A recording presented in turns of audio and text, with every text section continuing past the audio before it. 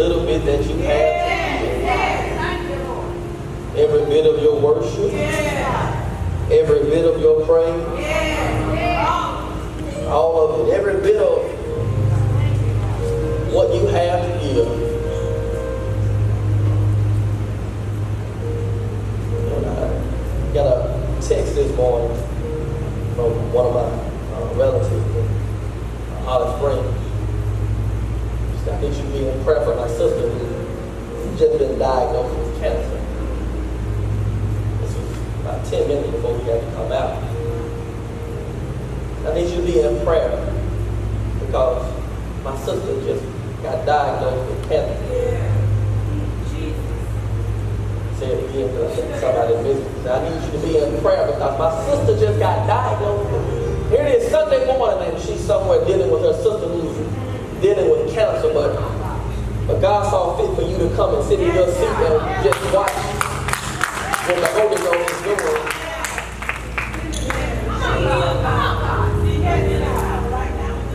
In case you missed it, every Sunday is an emergency.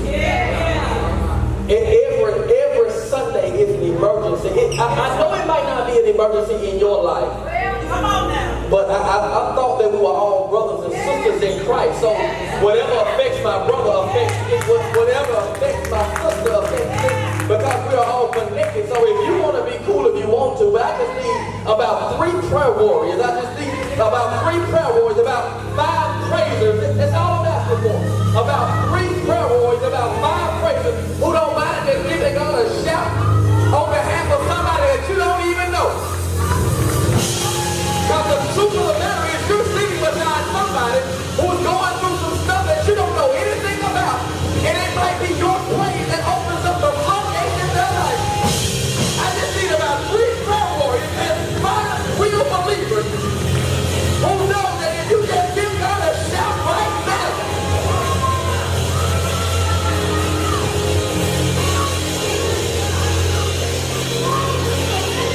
I'm just a bit old school. Just a bit old.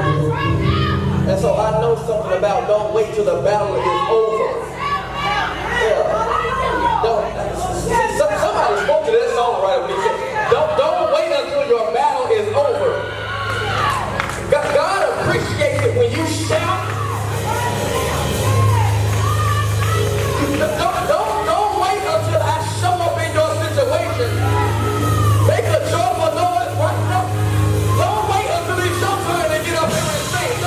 Don't wait until it's your turn to get up here and preach. Don't wait until you got the microphone. You ought to make a shout. You ought to look at somebody and say, what you waiting on?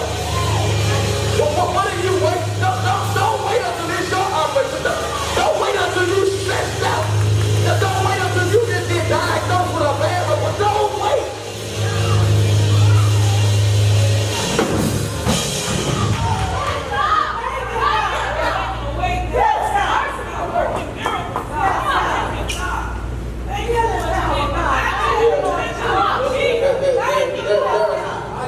Absolutely no reason why we should wait on something spectacular to happen when the regular is just good enough. In other words, let me tell you, God is good all the time, and all of the time God is yet good. But don't wait until the spectacular happens when the ordinary will do me just fine. Listen, he just give you an ordinary blessing by waking me up, that's ordinary. By starting me on my way, that's ordinary. By allowing my feet to touch the floor, that's ordinary. Some of us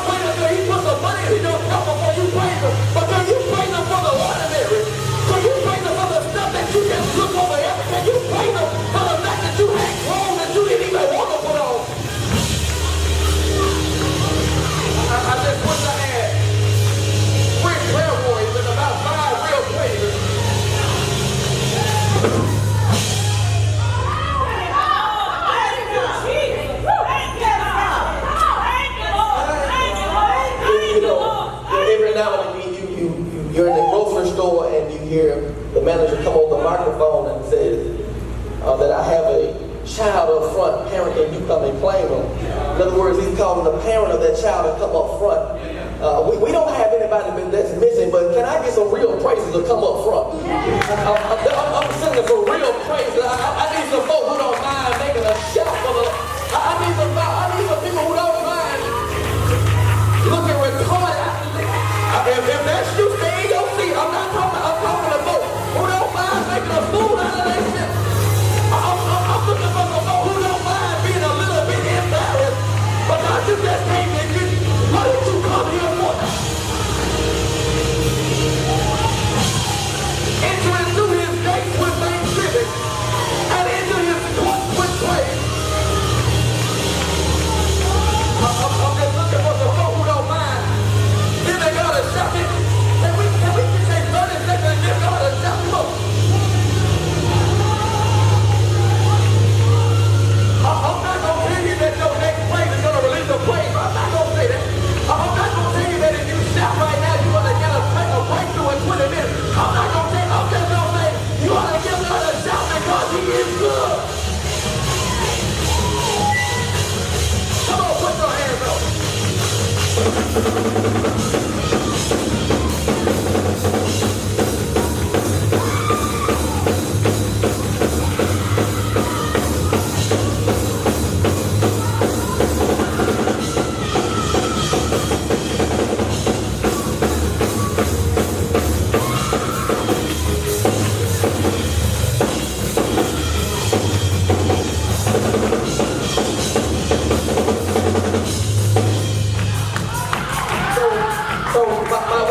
Just found out this thing that's going to help our credit called a secured credit card, right?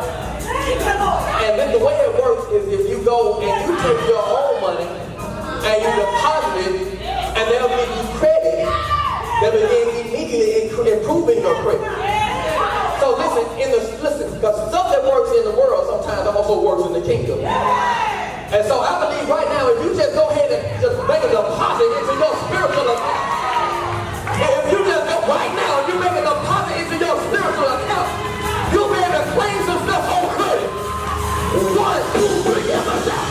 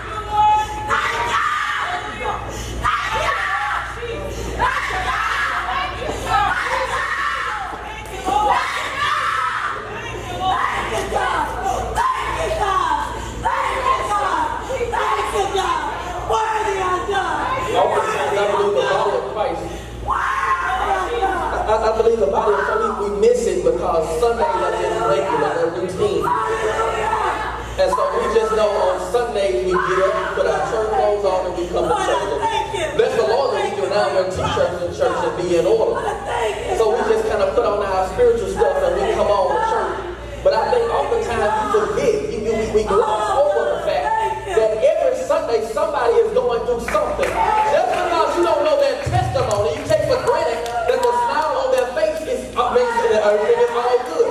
There's marriages that's under fire right now.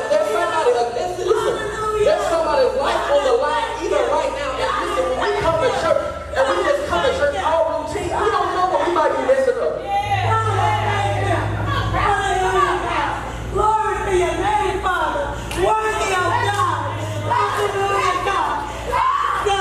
Thank you for keeping my mind, God. Oh, God. You standing with somebody that's struggling right now. Don't get it twisted because they got their hair both just right. They got a good Steve Harvey line. Don't get it twisted because they look good. We've learned how to dress this stuff up, man. We've learned how to be going through chemo but still got a wig on and look like it's really strong. We've learned how to dress up our mistakes and our flaws. We've learned how to act like everything is good. But if God revealed what we're dealing with right now, you wouldn't even know. You would break out into a prayer right now because the person beside you is going through some real life stuff. Stuff that has caused people to commit suicide, or you standing beside a suicide survivor. Somebody's already tried. Somebody is battling with it right now. That's why you can't afford to come to church and just sit there and wait on it to be over.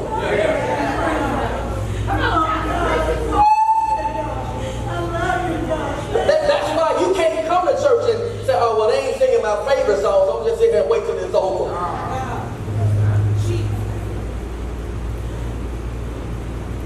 One of the worst fires that you can deal with is a forest fire. Because a forest fire, you can't put it out. You got to evacuate every surrounding county because that fire is rages. And I just believe if we came to service like that, quit waiting on somebody to put a lot of fluid on you. Quit waiting for you to get some match light. Quit waiting on somebody to strike the match for you and get you right. Every one of us has a testimony. If you ever survived anything, let me see your hand. If you ever survived anything, I'm talking about an auto accident,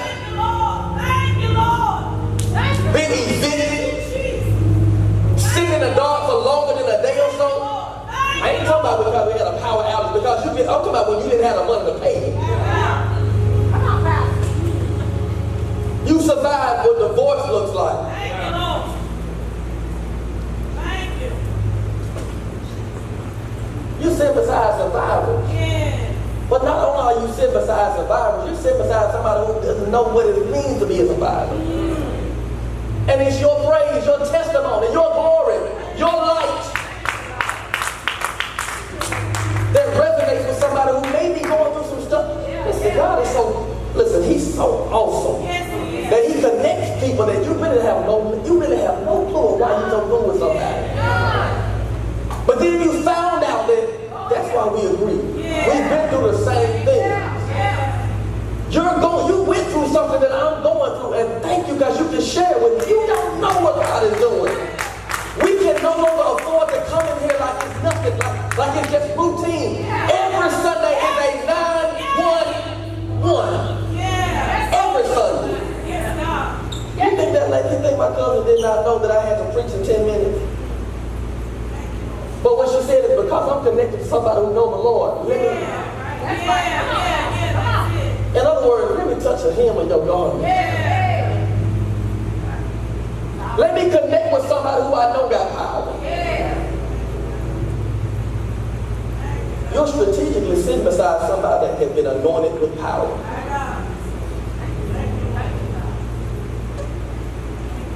But most devices are not operable until you turn the power on.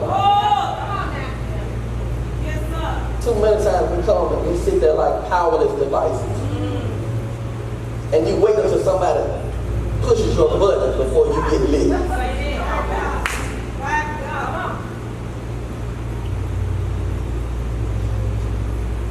Now Peter and John were going up to the temple at the hour of prayer, which was the 9th hour.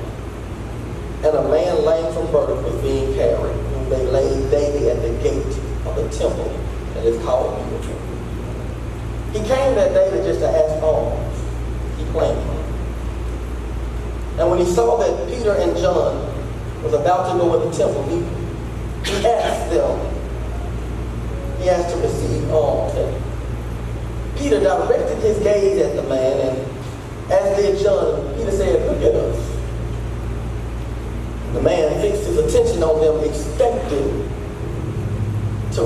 something from them. For just a moment, I want to use as my subject in which to preach. All eyes on me. All eyes on me. Y'all look at somebody and say, all eyes on me. Come on, bless the Lord with your hands.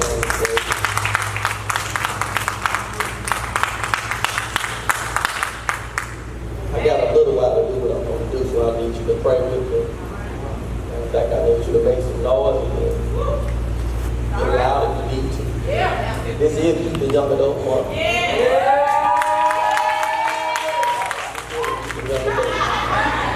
I just put all y'all in this. I said, if you're not as old as the Lord, if you didn't know Moses, then you still you damn young adult.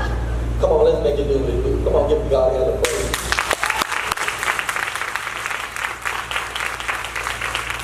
My wife and I, Tim, my wife and I went to a wedding a few weeks ago, and many of our church members from our home church were there. And it seemed as though every comment that we heard was, I watch you guys online. Many times we're out and about and we may see somebody that we know, and without fail, they all say to us, man, I keep up with what you guys are doing. In other words, it lets us know that they're watching us. Week after week, hundreds of people are logging in to catch the service that we make available via live stream. Matter of fact, this week alone, I was on social media, and the first 3 posts that I saw were all RLC related. Even on last night, youth and young adults from all over the city were in this place just to be a part of this ministry. So whether you know it or not, there are a lot of people who are peeking, but just not speaking. Whether you know it or not, there are a whole bunch of folks that's peeking, but they're not necessarily speaking. I've come to discover that people may never like what you post. They may never leave a comment. They may never even share what they've seen. But I'm starting to feel like Rockwell and Michael Jackson. I always feel like somebody is watching me. I thought David looked at 3 people and said, all eyes on me.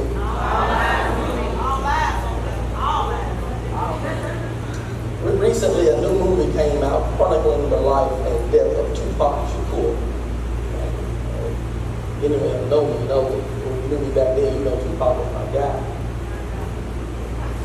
Tupac was my guy. Put a little bandana on, tied up in the front.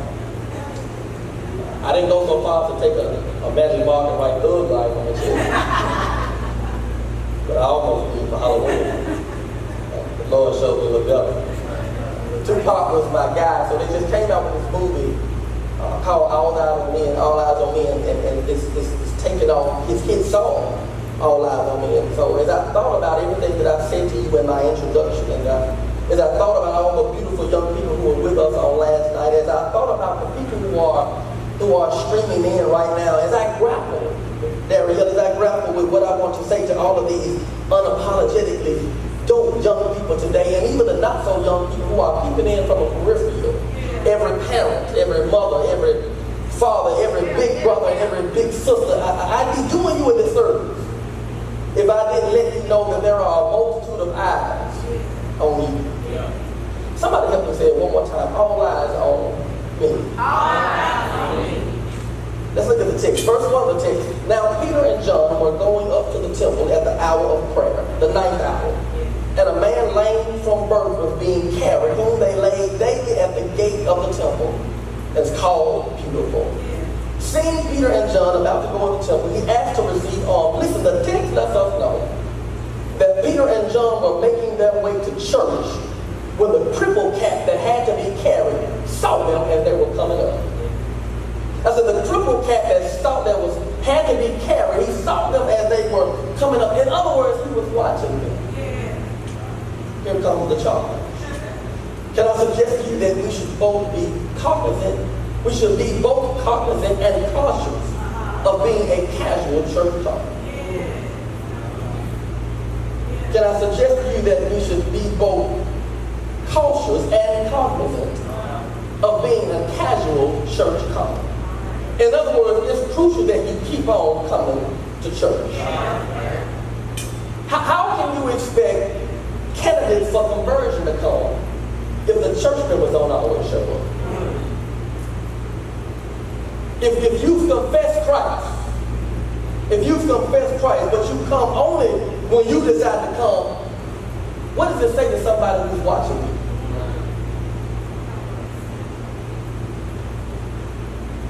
That's why it's important that we come to service, because we don't know who God has strategically placed to put their eyes on you.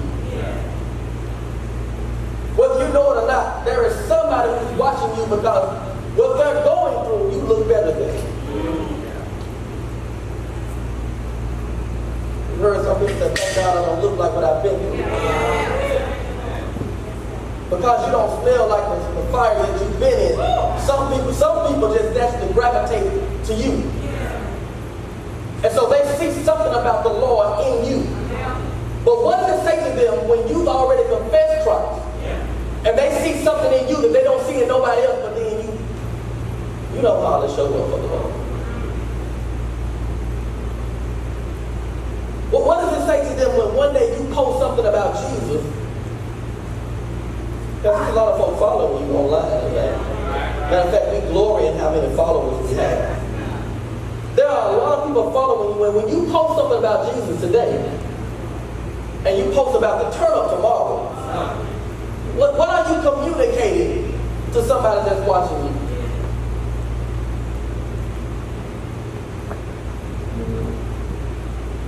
Whether you know it or not, every Sunday, every day we inhabit this place, there are a whole bunch of folk in the community just watching to see how long we're going to think that this thing is real. I met with a friend of mine who launched his ministry about 5 years ago, going on 6 years. And we had breakfast yesterday, and he's like, man, when y'all move into that new building, watch how many folk come that's been waiting to see how serious y'all really are.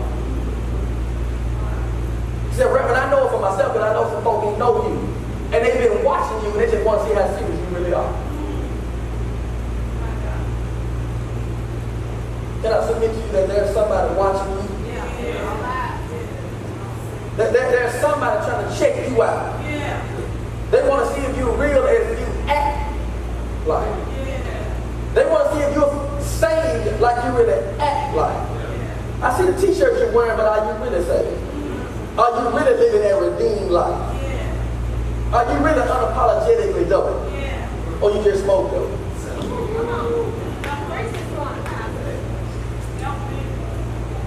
Listen, it's not all about church attendance. I don't want you to catch it. It's not all about, it's about church attendance, but it's not all about church attendance. Truth be told, there are some folk that won't miss a Sunday.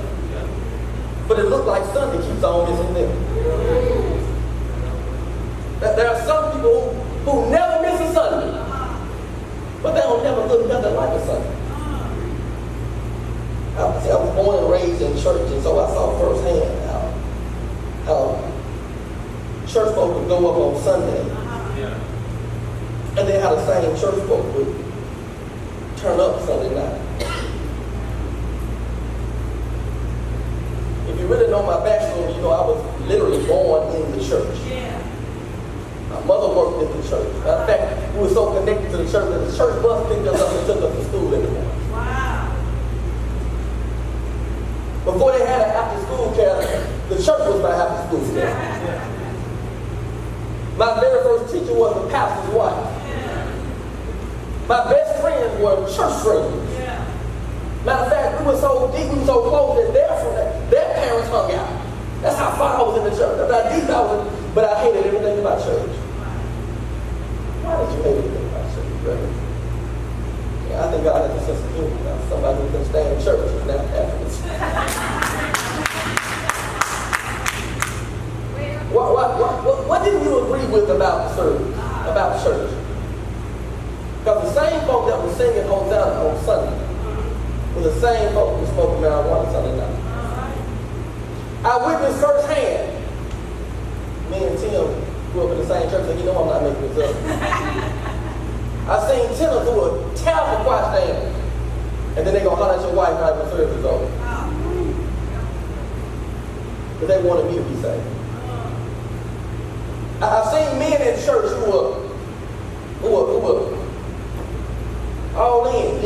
preachers. I've seen them. But then they wouldn't deal with me because I wouldn't even have one girlfriend. Doc, you ain't doing enough. You lame. So I got a chance to witness firsthand the church folk. But here's where I messed up. Because I was looking at church folk. But I come to discover that church folk and Christian folk are not the same folk. That's right. That's right. Which one are you? That's rhetorical. But I do want you to understand that there are a set of eyes on you.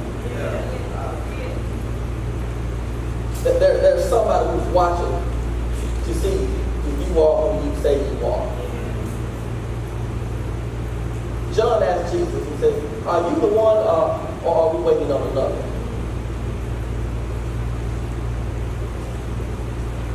And so I believe the Holy Spirit is asking you that. Are you the one or should I send another? Are you part of the crowd or are you really part of the church? Numbers, I've come to discover since we've been doing this thing, we used to get excited when folk was all over the building, but here's the funny part about it. It seems like the more people come, the worse the service is. Full house and not a field house. Because a lot of times we come to church, but we don't necessarily bring church with us. Seeing Peter and John, this is what the text says. Seeing Peter and John about to go in the temple, he asked to receive alms. This is the man. Verse 4 of the text, and Peter directed his gaze at him, as did John. I like Eugene Peterson's Message version because he says when he saw Peter and John about to go to the temple, he asked for a handout. Peter, with John at his side, looked him straight in the eye. Y'all know I like movies. And so there's a movie called Beyond the Lights. It's not the greatest movie or anything close to it, but it is solid. And you can pull some good preachers out of any good picture. So here's a summary of the movie. Here's the summary. Watch this. The pressures of fame have superstar singer Noni on the edge. And that is until she meets Cass, this young police officer who works to help her find the courage to develop her own voice and to break free to become the artist that she was meant to be. I need to read that one more time. It got some power in there. Listen, the pressures of fame have superstar singer Noni living on the edge. That is until she meets Cass, a young police officer who works to help her find the courage to develop her own voice and to break free to become the artist that she was meant to be. That's the transformative power of the church. Yeah. But listen, there is this defining line in the movie when Noni attempts to commit suicide by jumping off the ledge. Cass, the young police officer, catches her before she falls. Watch this. He looks her directly in her eyes and he says, I see you. Look at your neighbor and say, I see you. Matter of fact, you ought to find somebody that you don't really know so well and say, I see you. It's a shame that you need to find somebody.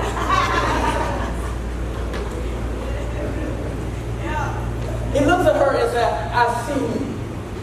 I wonder how many hurt souls have we pushed over the ledge because we failed to see them when they were with us. How many have been invited to the ministry but treated as though they were invisible when they were in the midst of us? How many have been overlooked or even mean-mugged because they didn't quite look like us?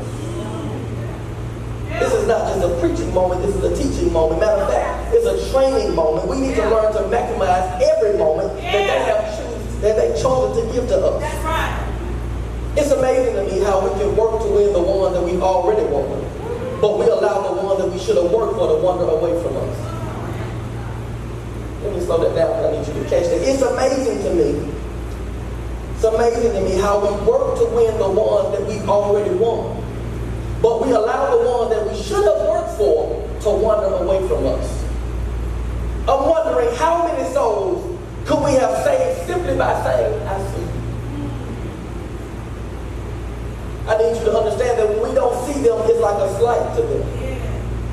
When we don't view them, it suggests that we really don't value them.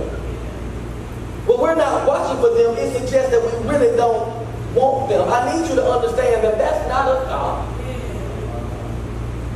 The songwriter says his eyes are on the sparrow. Which lets me know, matter of fact, the songwriter says, lets me know, and I know. His eyes are on the sparrow. Then he says, and I know he watches me. Watches even though I'm not the best version of myself. Harder, he keeps watching me.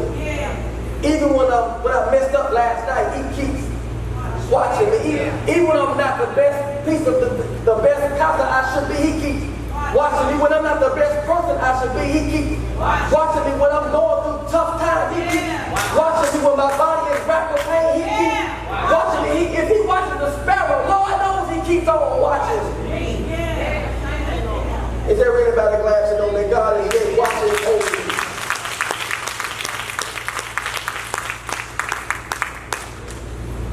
You don't have to stand up and testify about who you are and what you do. But I can tell you that no matter what season of your life you're in, he keeps on watching. His eyes stay on you. I don't know how you feel about it, but I'm so glad that he doesn't take his eyes off you. Anybody who plays sports know that when you take your eye off the ball, it's about to be a fumble or a botched play. And I'm just so glad to know that God never takes his eyes off of me.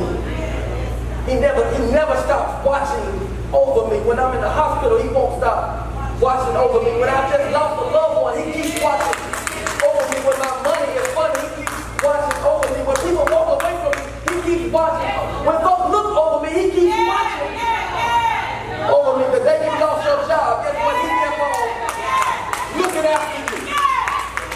But the day everybody talked about you, guess what? He kept on looking after you. When everybody looked at you funny, he keeps on looking after you. I'm so glad to know that he keeps looking after me. And there's anybody here who's glad to know that God will keep on looking after me.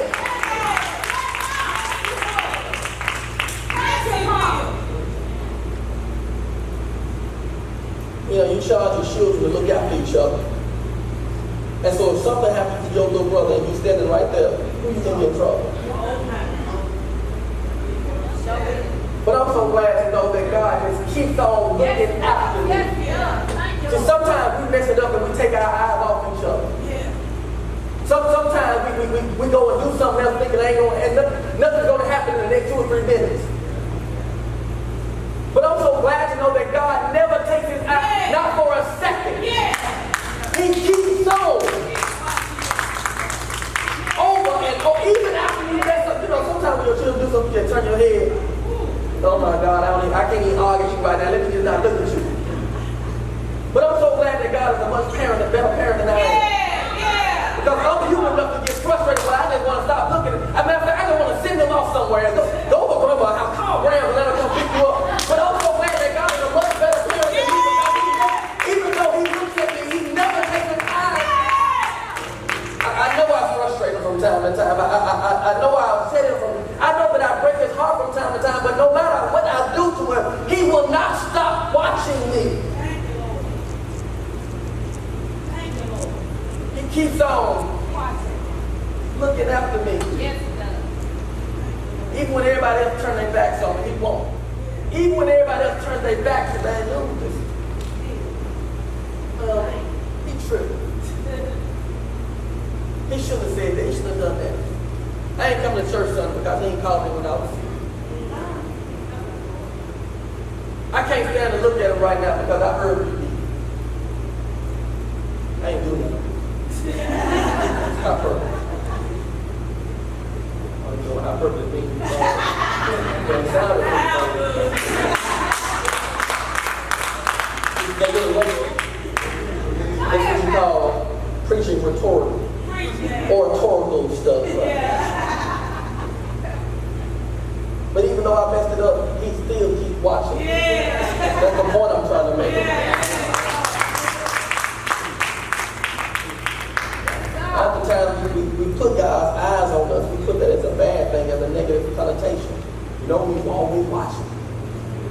But we paint God as the big dad who's always looking over to make sure you don't mess up. But what I want to bless somebody and say, when you mess up, he just keeps on. And I come into agreement with the songwriter that says he still sees the best in me. When everybody else around me saw the worst in me, even though all eyes were on me, they were talking about me when they were looking, but he still sees the best in me. When everybody else around me was talking about me, he still saw the worst in me. When everybody else, listen, his love never sacrificed, his love never gave up on me. I wish I was talking to people who understand. Because you messed up. You lost some friends. You made some bad mistakes. You've done some stuff that you really did do it. When they were talking about you, they were really being honest because you really did cuss them out. You really did sleep with her best friend. You really did mess up and talk about them behind their back. But even though they were looking at you crazy, God was still looking after you.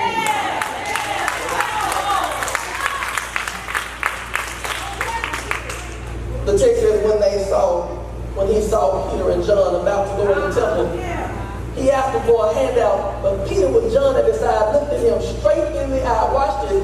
Every moment that people are in the midst of us, we need to be about the business of ministry. Bible talks frequently about how we ought to treat the stranger. And that oftentimes we might be entertaining an angel unaware. I know I don't look like a pastor. Matter of fact, sometimes when I'm with folks, we go to lunch sometimes being raised, and people, deacons and preachers stop and look and talk to raised. Like, I know dude, you don't look nothing like one. You don't quite have any, what's up, doc? I don't fit the mold. But watch this. Why do they treat me differently when they find out that they're advertised? Why they just can't treat me right here? I want to talk about you. Seeing Peter and John about to go in the temple, he asked to receive alms. Verse 4, and Peter directed his gaze at him, as did John. He said, look at us. This is verse 5. Verse 5, and the man fixed his attention on him, expecting, somebody say expecting. Expecting to receive something from him. I'm about to get in my seat. In other words, once they had, watch this, once they had his attention, he looked up with expectancy. It's going to be plainer in just a moment. I said plainer on purpose. Once they had his attention, watch this, the man looked up with anticipation. Can I ask you this question? Now that everybody is looking at you, now that you've posted your best selfie, you got the best angle, the best lighting, and the fire filter. Now that your selfie game is on 100. Now that they are looking, now that you have all eyes on you, can I ask you this question? What are you going to do with it?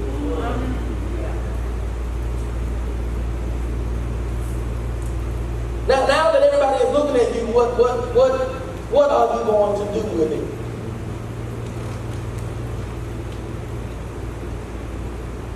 Now that you have the platform, what are you going to do with it? Now that your voice can be heard, what are you going to do with it? The text says that the man looked up with anticipation, with expectancy. Now that you told him that you're unapologetically dope, now what? Now that they've come to your church, now what? Now that you've convinced them that you really are saved, satisfied, and filled with the Holy Ghost, now what?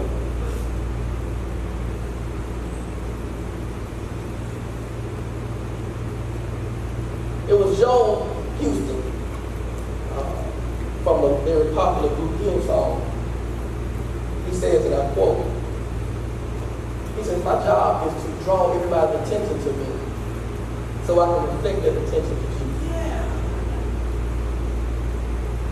I've never heard anybody quite put it that way. Oftentimes we try to deflect it. Oh, you're not good at Jesus. But they got to look at you sometimes and see Jesus in you.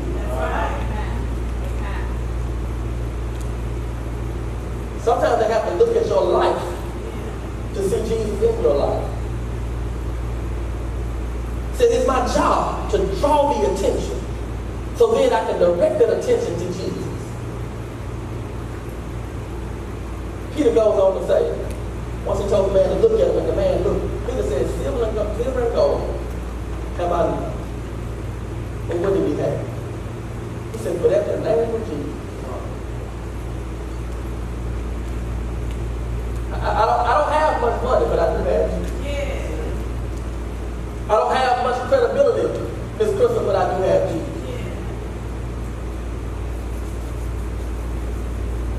I don't have all the finer things in life, but I got Jesus. My credit ain't as good as I want to be, but I got Jesus. I don't have enough zeros in my bank account like I want to have, but I don't have all the degrees that I'm searching for, but I don't have a whole lot of friends that I can call friends, but I do have Jesus. There's a whole bunch of things that I don't have, but the one thing that I do have is Jesus. I wish I was talking to two or three people who really understand the value of having Jesus in your life. I wish I had the folks who really understood the value of having Jesus in your life. You don't have everything that you want to have, but you want to know you can show up got one thing, and that's Jesus. So now that you got everybody's attention, what are you going to do with it? Young people, you got all these followers. But can I tell you what you do have with that? That's responsibility.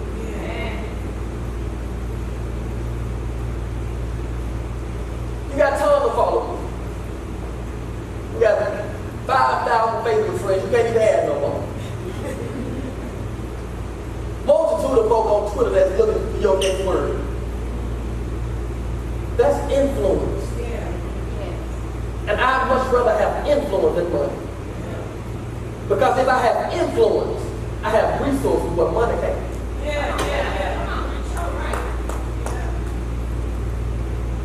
Tupac said, all eyes on me. That's a heavy burden. That's a heavy burden.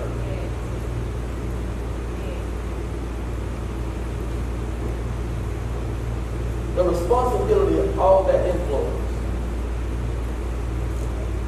lies at your feet. Can I be honest? It lies at your fingertips.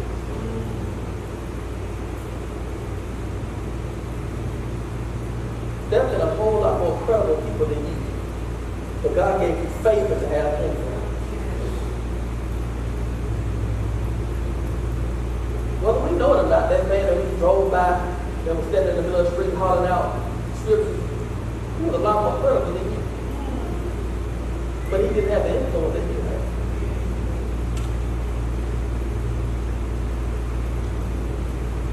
Many of us oftentimes get frustrated because everybody's always asking us to pray for them. Why are they asking me? I'm going through too. Quit asking me for stuff. I need help too. I got 5 children. Why do you keep asking me to do stuff?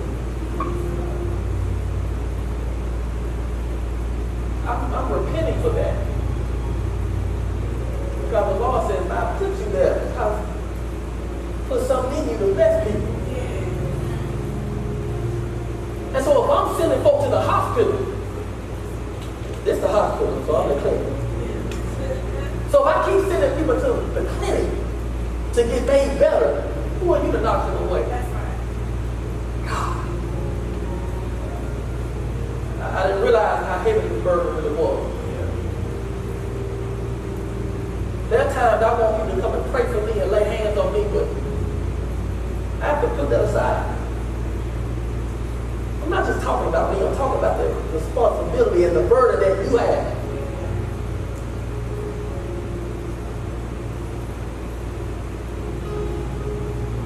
You're privileged that you can come every Sunday and sit for 30 to 40 minutes and hearing the Word of God preached.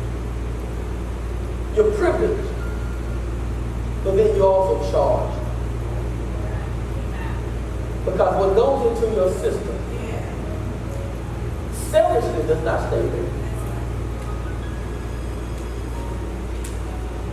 What you receive, what you're free to receive, I think you are free to give. so the word of God has been downloaded into your system. It should be displayed in your living. So people can see you and know that there's hope for their situation. Yeah.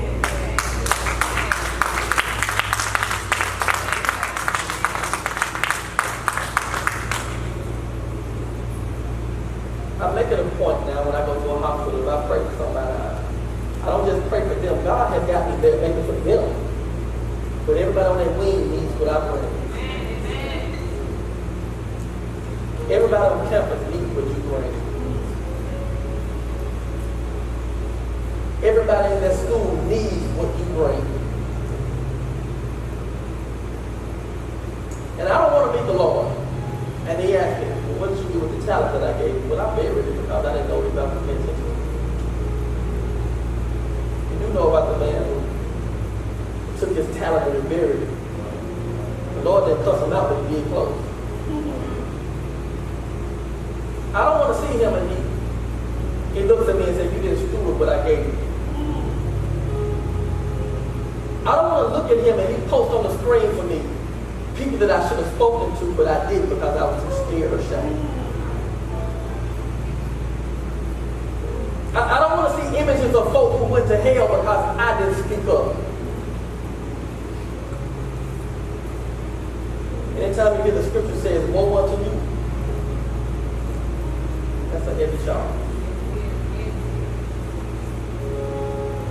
So I say unto you, if all eyes are on you, woe unto the man who fumbles his responsibility. Woe unto the woman who gets so caught up in her attitude that she ain't got time for nobody. Woe unto you who are so sold out on Sunday, but then you show out crazy on Monday.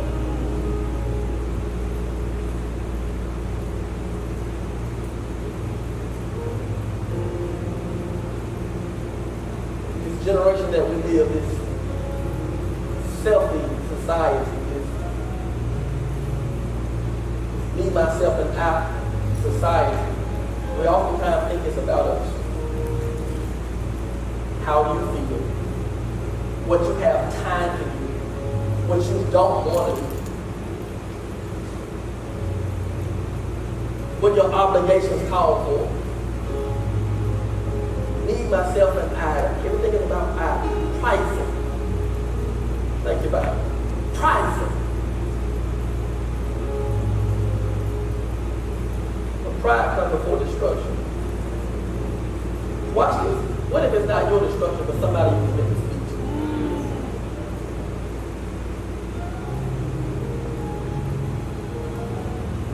What if the lifeline that you were meant to throw out, you didn't? Because you just didn't feel like it.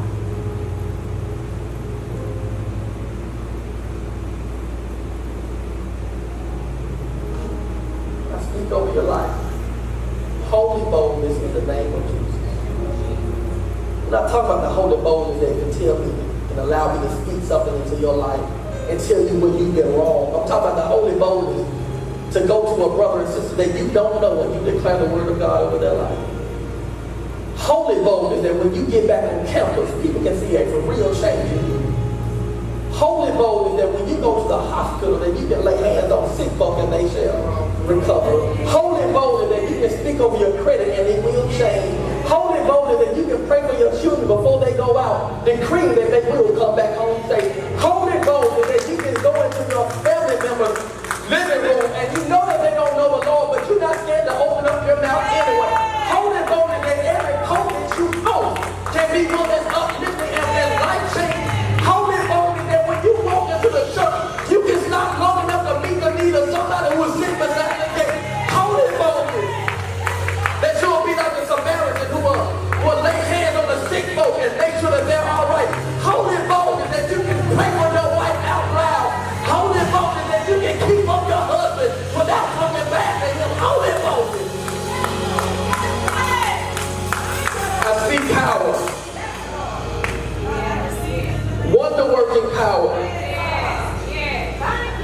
the kind of power that Peter and John spoke. That when they lifted up the name of Jesus, you know that he said, if you lift him up, you will draw. Holy boldness to be able to lift him up. Must he bear the cross alone?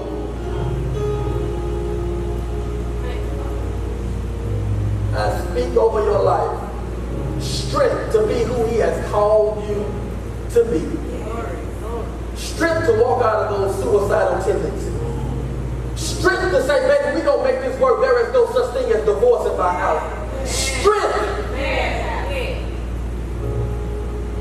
to say, even though I work 52 hours, I'm still coming to worship.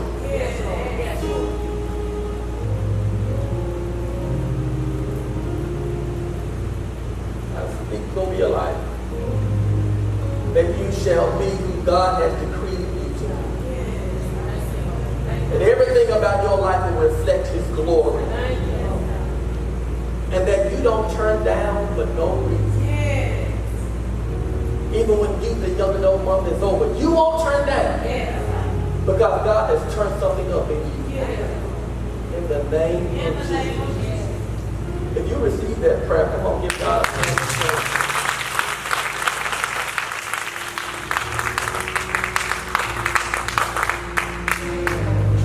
There may be somebody here today who, like the man at the gate, been around salvation for so long, but you never really touched it. If that's you, I don't want to persuade you with words. I pray that the Holy Spirit will speak to your spirit. The young man said last night, I decided to be saved for real, for real. Young people, you know the emphasis on for real, for real.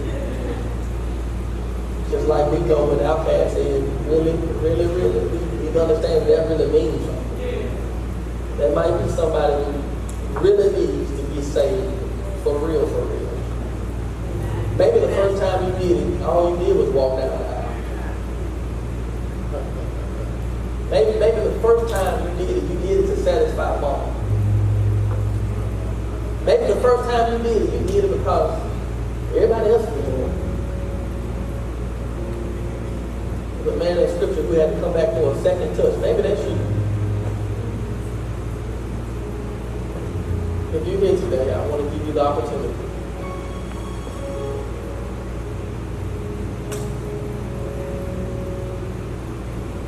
Maybe you're here today, but you've been disconnected from your church for a really long time.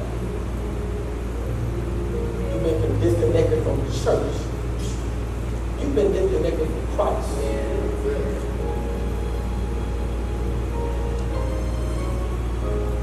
And it's only so long that chicken can live with his head down. Yes, there's still activity in the chicken. But it's sleep. Maybe you're like that chicken who run around with your head cut off. Because you've not made him the head of your life. That's you. Pray that you give the courage to come to them.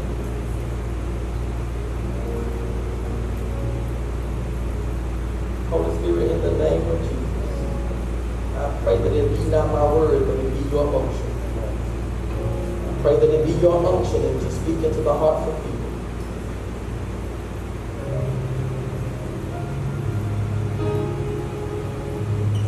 God, I pray that you will activate